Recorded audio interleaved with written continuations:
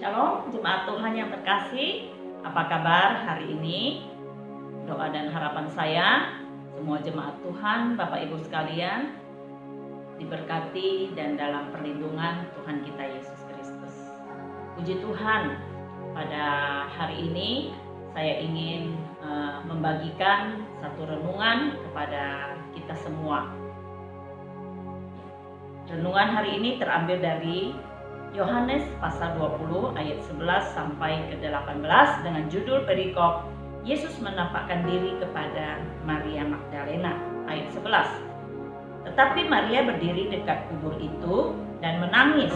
Sambil menangis ia menjenguk ke dalam kubur itu dan tampaklah olehnya dua orang malaikat berpakaian putih, yang seorang duduk di sebelah kepala dan yang lain di sebelah kaki di tempat mayat Yesus terbaring. Kata malaikat-malaikat itu kepadanya, "Ibu, mengapa engkau menangis?" Jawab Maria kepada mereka, "Tuhanku telah diambil orang dan aku tidak tahu di mana ia diletakkan." Sesudah berkata demikian, ia menoleh ke belakang dan melihat Yesus berdiri di situ, tetapi ia tidak tahu bahwa itu adalah Yesus. Ayat ke-15, kata Yesus kepadanya, "Ibu, mengapa engkau menangis? Siapakah yang engkau cari?" Maria menyangka orang itu adalah penunggu taman, lalu berkata kepadanya, "Tuan, jikalau Tuan yang mengambil dia, katakanlah kepadaku di mana Tuan meletakkan dia, supaya aku dapat mengambilnya." Kata Yesus kepadanya, "Maria." Maria berpaling dan berkata kepadanya dalam bahasa Ibrani, "Rabuni," artinya guru. Kata Yesus kepadanya, "Janganlah engkau memegang aku, sebab aku belum pergi kepada Bapa. Tetapi pergilah kepada saudara-saudaraku dan katakanlah kepada mereka bahwa sekarang aku akan pergi kepada Bapakku dan Bapamu, kepada Allahku dan Allahmu." Ayat ke-18, Maria Magdalena pergi dan berkata kepada murid-murid, "Aku telah melihat Tuhan, dan juga bahwa Dia yang mengatakan hal-hal itu kepadaku." Saudara, puji Tuhan, dari perikop firman Tuhan yang ada, saya mengangkat satu tema, mencari dan mendapatkan Tuhan. Hari ini kita belajar salah satu tokoh yang bernama Maria Magdalena. Siapa Maria Magdalena? Dia adalah seorang perempuan yang berasal dari Magdala. Saudara tahu bahwa Maria Magdalena inilah yang dulu waktu Tuhan Yesus masih hidup pernah melayani dia, di mana Maria ini pernah dirasuki oleh 7 kuasa roh jahat atau iblis dari dirinya. Yesus pernah melayani dia dan mengusir akan kuasa roh jahat yang ada pada dirinya. Nah, setelah dia dibebaskan, akhirnya Maria menjadi pengikut Tuhan Yesus yang setia. Dari semua cerita Tuhan Yesus, waktu Yesus ditangkap, ya Maria tahu, Maria hadir di situ. Bahkan Maria sendiri juga menyaksikan bagaimana dia dijatuhi hukuman mati. Ya, kemudian dia dibawa untuk disalibkan, dan Maria juga berada di situ ketika Yesus tergantung di kayu salib. Bahkan Yesus menyerahkan diri dan mati di kayu salib. Maria Magdalena ini tahu cerita, sampai dikuburkan pun Maria Magdalena mengetahui akan jalan cerita tentang kematian Yesus pada saat itu, saudara. Jadi yang bagian pertama kita akan melihat, ya. Bagian pertama kita melihat mencari Tuhan dengan kacamata jasmani. Kita melihat yang bagian pertama ini, poin pertamanya adalah beban berat, saudara. Ketika Maria kembali ke kuburan, dia sangat bersedih, dia meratapi dan menangis dan berbeban berat karena dia tidak menjumpai mayat Tuhan Yesus dalam kuburan itu. Dia berpikir bahwa mayat Yesus itu telah diambil orang, sehingga dia tidak dapat melakukan penguburan yang layak bagi Tuhannya. Nah, karena bagi orang Yahudi, penguburan yang layak itu sangat penting bagi mereka. seperti kita juga orang Indonesia, saudara. Kalau ada orang yang meninggal, ya orang Indonesia akan melakukan penguburan yang layak juga kepada orang yang telah meninggal. Tapi gara-gara COVID-19, ya para korban yang hendak dimakamkan justru mendapatkan beberapa penolakan yang sebenarnya tidak seharusnya terjadi, saudara. Mengapa? Karena mereka sudah mengikuti protokol atau prosedur yang benar. Nah, kita kembali kepada sosok Maria yang mencari Tuhan. Ketika Maria mencari Tuhan dengan kacamata jasmani, dengan pemikiran diri sendiri, saudara, dia tidak menemukan Tuhan, saudara, melainkan berbeban berat yang dia dapati. Walaupun dia sudah dihibur oleh malaikat, malaikat sendiri yang ngomong kepada Maria dan menghibur dia, saudara. Malaikat berkata kepadanya, "Ibu, mengapa engkau menangis?" Tetap saja Maria menangis dan berbeban berat. Sampai Yesus sendiri pun datang kepadanya dan berusaha untuk menemui, berkata kepada Maria, menghibur Maria. Yesus juga mengucapkan kata yang sama, "Ibu, mengapa engkau menangis? Siapa yang engkau cari?"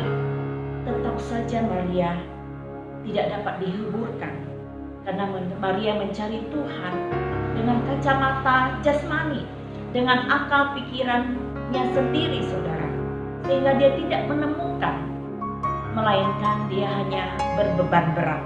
Ini poin pertama.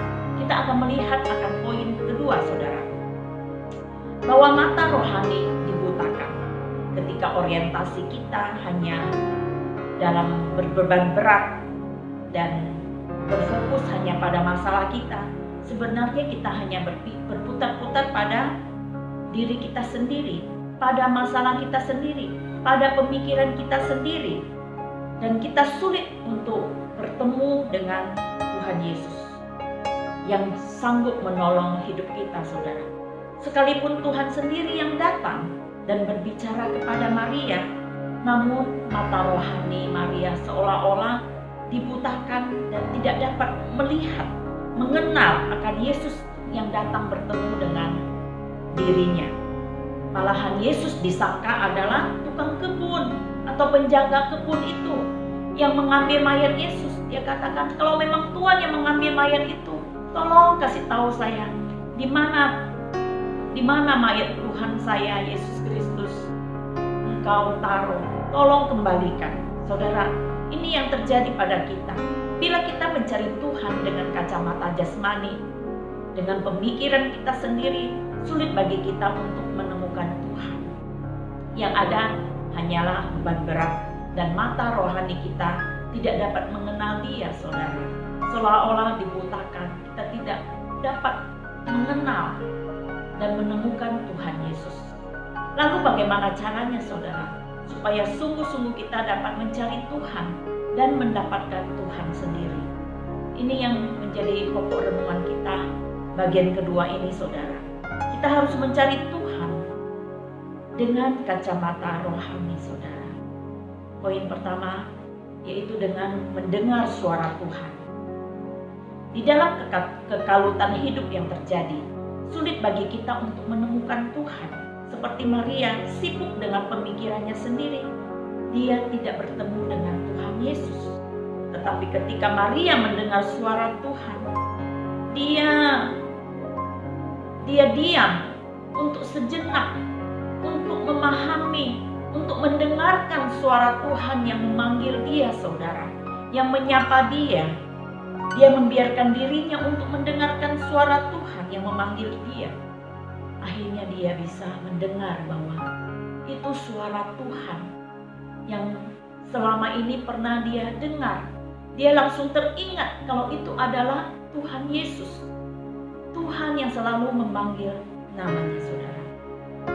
Ketika kita, saudara, membiarkan diri kita untuk mendengar suara Tuhan, maka kita akan sungguh dapat mendengarnya dengan baik. Tuhan yang memanggil nama kita, membiarkan diri kita untuk disentuh oleh suara Tuhan. hendak menyapa kita, saudara harus membuka mata rohani kita untuk mendengarkan Tuhan dan untuk melihat pertolongan Tuhan yang datang kepada kita. Melalui apa, saudara? Melalui membaca Alkitab tentunya, saudara. Di dalam Alkitab adalah semuanya adalah isi hati Tuhan.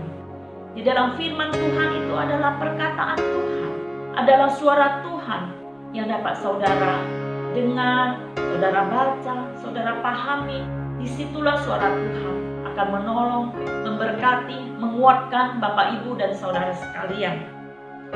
Yesus, firman Tuhan, sanggup memberi kekuatan kepada kita semua. Poin kedua, saudara, ketika kita mencari Tuhan dengan kacamata rohani, maka saudara dan saya akan bersuka cita. Ketika Maria membuka diri sungguh-sungguh untuk mencari Tuhan, saudara, dia mengalami jamahan Tuhan, sehingga dia sanggup bersuka cita.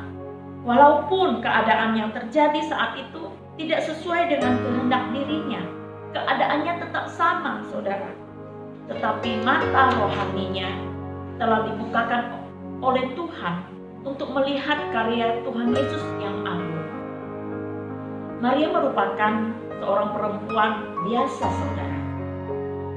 Tetapi dia adalah perempuan yang pertama dijumpai oleh Yesus ketika Yesus bangkit dari kematian, saudara. Itu adalah suatu anugerah dan sukacita yang luar biasa yang boleh Maria alami. Seorang perempuan yang tidak terkenal di dalam Alkitab, tetapi yang Tuhan pakai untuk memberitakan kabar sukacita itu tentang kebangkitan Yesus kepada orang banyak, saudara. Saudara dan saya juga orang biasa yang dapat Tuhan pakai untuk mewartakan kabar baik kepada orang-orang lain, saudara. Dengan apa, saudara? Dengan bersuka cita dalam hidup kita. Walaupun ada banyak pergumulan yang kita hadapi, walaupun ada banyak persoalan, masalah, ya, kesulitan hidup yang kita alami, tapi biarlah sukacita itu tetap ada dalam hidup kita. Jangan biarkan iblis untuk merebut sukacita yang Tuhan taruh dalam hidup kita. Biarlah kita kobarkan semangat kita, roh kita menyala-nyala untuk memuji dan menyembah Tuhan, memuliakan Tuhan.